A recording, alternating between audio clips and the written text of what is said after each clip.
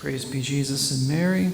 So we're continuing our series in Franciscan Spirituality today, and we'll begin a new segment today. Today we'll begin looking at the dogmatic foundations of what we call Franciscan Christocentrism. So when we talk about dogmatic foundations, that means that we're looking at which doctrines or which truths form the basis of our spirituality. In this case, our Christocentric spirituality, which means our spirituality which has Jesus Christ as its center. The Franciscan school holds to what we call the absolute primacy of Christ. It's the belief that the incarnation was willed by God as the masterpiece of his creation, sin or no sin. The Dominican school tends to teach what's called the relative primacy of Christ, that Christ is first among creatures because of the sin of Adam. So no sin, no incarnation. Christ there has primacy, he has first place in all creation, but it's because of sin, the Dominicans and others would say. You don't have to hold to the Franciscan teaching about Christ's absolute predestination in order to be saved. It's a theological question that the Church hasn't defined definitively. But we're going to begin today looking at why the Franciscan school believes this. What are the reasons why we believe that Jesus Christ would have become incarnate, sin or no sin? Again, that's essentially what the absolute predestination or absolute primacy of Christ teaches. Some of these reflections might be a bit theological, but we try to explain them in the clearest way we can. And as we like to say, with these kind of reflections, if it's don't worry so much if something goes over your head, it might hit the person behind you, right? We like to say that. But if you're in the last row, you might want to move up a little bit, just a warning. Theology teaches that God in the Blessed Trinity is one. He's perfectly simple. He's eternal. He's infinite love. That's God in himself.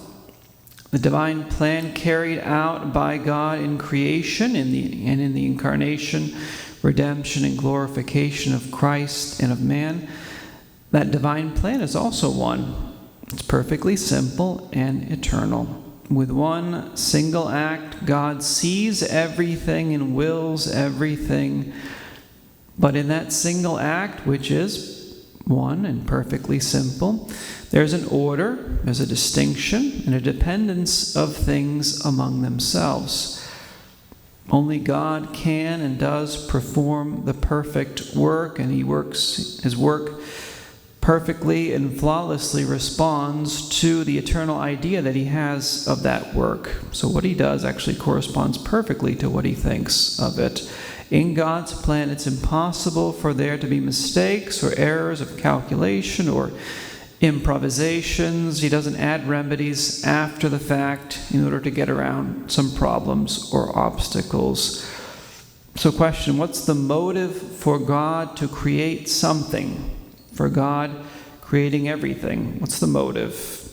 In truth, you can't find a motive for what God does outside of God himself.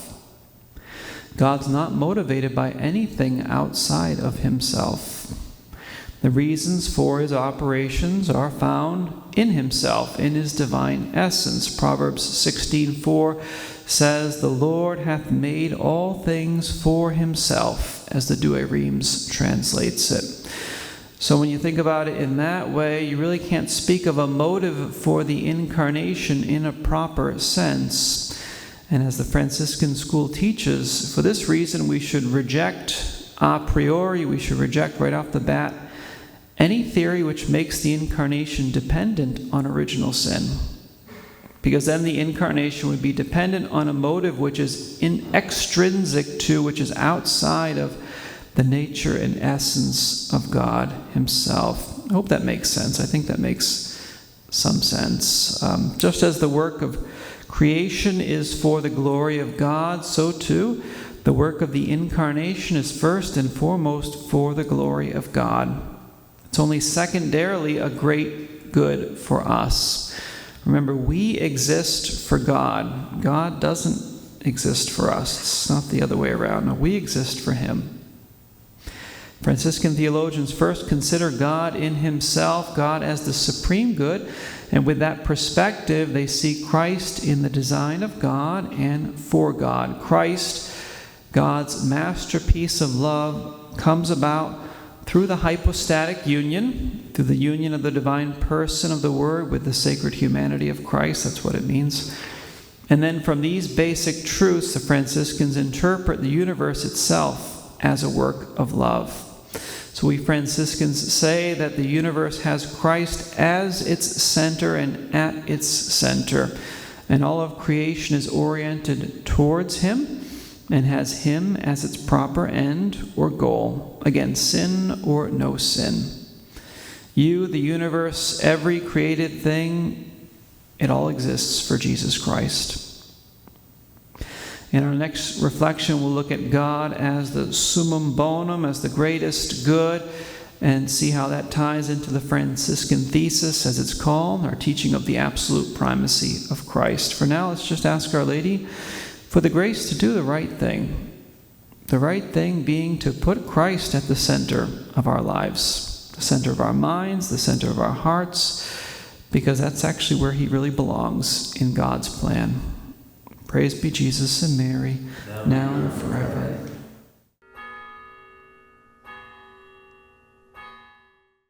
Would like to grow in love and knowledge of the Immaculate Virgin Mary? Consider a subscription to the Missio Immaculate magazine. The Missio is a bi-monthly magazine published by the Franciscans of the Immaculate for over 15 years. Every issue of the Missio features articles about Our Lady's privileges and her mission in the Church and world for the sanctification and conversion of souls. The Missio takes to heart the ancient saying of the Church, De Maria Nunquam Satis, of Mary you can never say enough.